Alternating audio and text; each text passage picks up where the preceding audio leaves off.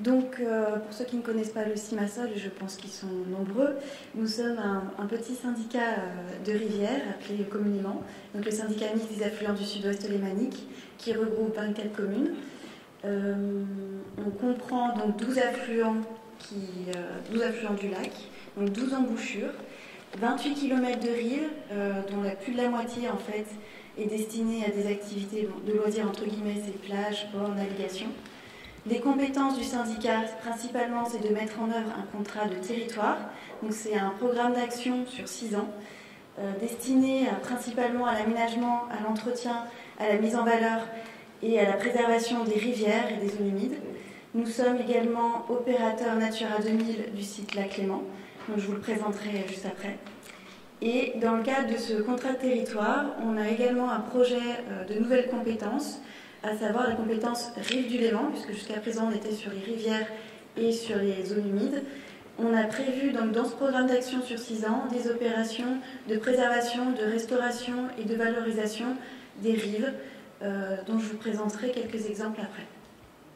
Donc le territoire, bon, vous voyez, on est aux portes, on est frontalier avec l'agglomération genevoise.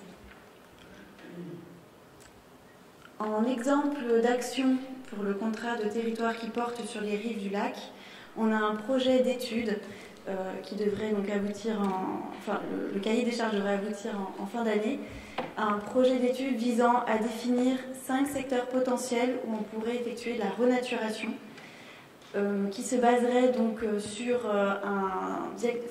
des éléments de diagnostic préexistants, donc issus de la CIPEL, issus des services de l'État côté français. On a quand même beaucoup d'informations sur la situation des rives actuelles côté lémanique français. Maintenant, il faut synthétiser tout ça et voir quels sont les secteurs prioritaires de renaturation en suivant les objectifs de la CIPEL, à savoir les embouchures de cours d'eau. Donc nous, on a 12, c'est assez conséquent. Et de voir aussi quels sont les secteurs naturels qui seraient à préserver ou à renforcer.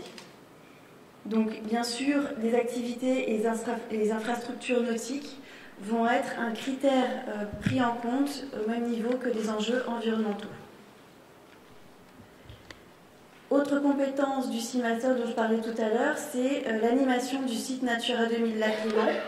Donc ce site est un petit peu spécifique, à savoir qu'il est composé aux 3/4 d'une surface en eau, il a été désigné au titre des directives européennes du fait qu'il y avait donc des espèces d'oiseaux bien connues sur le lac Léman, des espèces migratrices et hivernantes.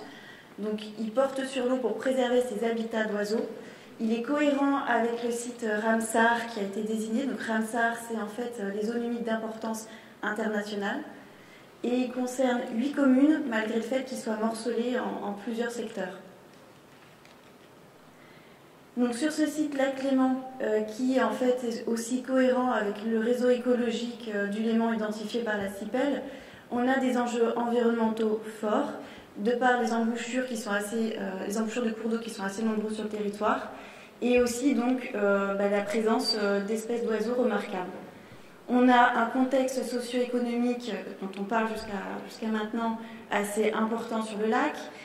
Sur ce pourtour de rive, on compte 6 ports, notamment sur le site Lac Léman, 6 ports, des navettes qui sont à proximité du site Lac Léman.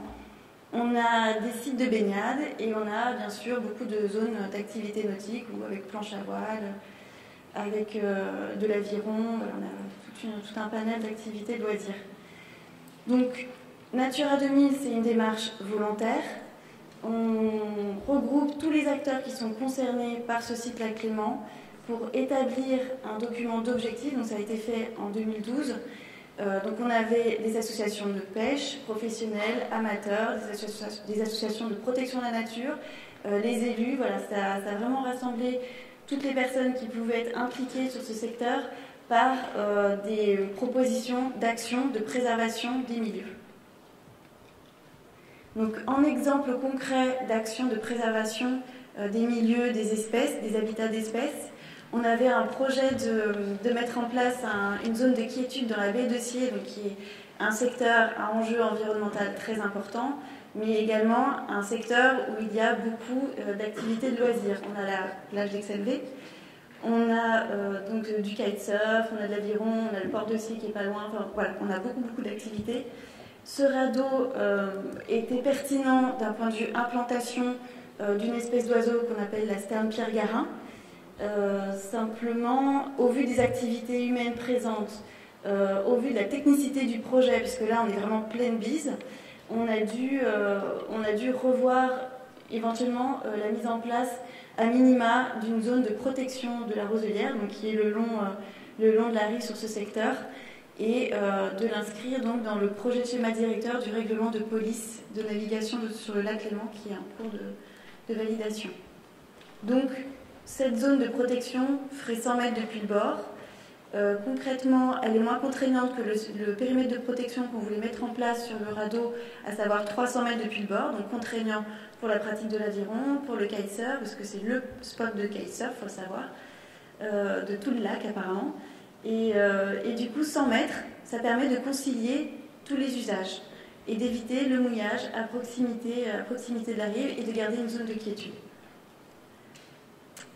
Dernier exemple d'action pour le site Natura 2000, c'est une préservation d'une zone à roselière à Champs-sur-Léman. On est en train de terminer des travaux de revitalisation de roselières. Donc c'est un projet franco-suisse, je dirais, d'importance pour le lac Léman, puisque c'est de la renaturation aussi par endroits. On vient renforcer en roseau un secteur qui était déjà naturel. Donc on vient, je dirais, renforcer l'intérêt environnemental de ce secteur, qui est également côtoyé par des activités de loisirs, aviron, plaisance.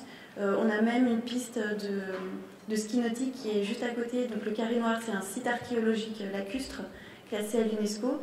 Et donc pour protéger ces travaux de préservation et je dirais des activités de loisirs, on va ceinturer le site avec un balisage marqué par des bouées. Donc le site palafétique est déjà ceinturé par des bouées, donc on va prolonger en fait le système de balisage sur tout le périmètre des travaux et interdire ainsi la navigation et la baignade sur ce secteur pour préserver le milieu, sachant que sur ce secteur-là, on a une servitude de marchepied qui est très bien qui est bien visible, qui fonctionne très bien aussi. Et donc, malgré la perte qu'on pourrait avoir d'un mouillage près de la rive, on peut quand même avoir un accès par voie terrestre. Et on a dégagé la vue, je dirais, sur ces rives pour les promeneurs. Voilà, donc il y a la littorale et une fleur aussi qui fait partie du projet d'amélioration environnementale du secteur. Donc c'est un bel exemple d'action, de projet franco-suisse. Gilles Thomas. Donc je terminerai mes propos à propos de ce projet-là. Simplement, Amélie vous a apporté le côté action directe menée dans le cadre du CIMASOL. Moi, je vais vous donner un petit peu la vision politique. Le CIMASOL, c'est un bassin versant.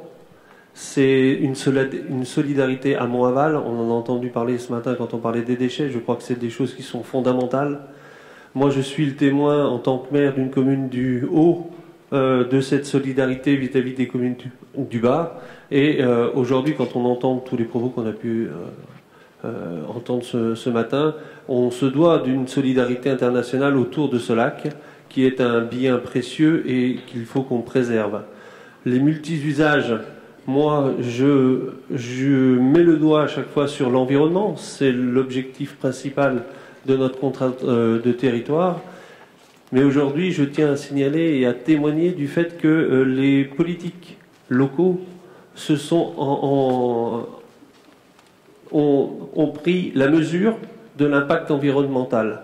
Et certes, on peut dire qu'on met un peu de temps à prendre en compte l'ensemble de ces notions-là, mais aujourd'hui, sur notre territoire, les choses sont établies et nous avançons. Et le cadre que vous avez sous vos yeux avec cette renaturation de la roselière est en plus un partenariat franco-suisse qui, au-delà, je dirais, de dire ce qui se passe sur France, ce qui se passe sur Suisse, est-ce que ça doit compenser des choses sur France ou sur Suisse, c'est vraiment un projet qui, à mon avis, sera une vitrine de l'exemple de ce que l'on doit faire sur le Léman, avec une vision globale. Et je crois qu'on ne pourra pas faire autrement que de travailler ensemble. Nous avons la chance de pouvoir travailler entre deux pays qui partagent la même langue, qui peuvent se comprendre très facilement. Et quand on entend tous les acteurs du bord du lac, on a les mêmes intérêts.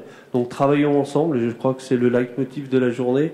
Et aujourd'hui, le témoin, c'est ce projet-là qui est phare et que je vous invite à venir visiter quand vous aurez l'occasion de venir sur Champs-sur-Léman.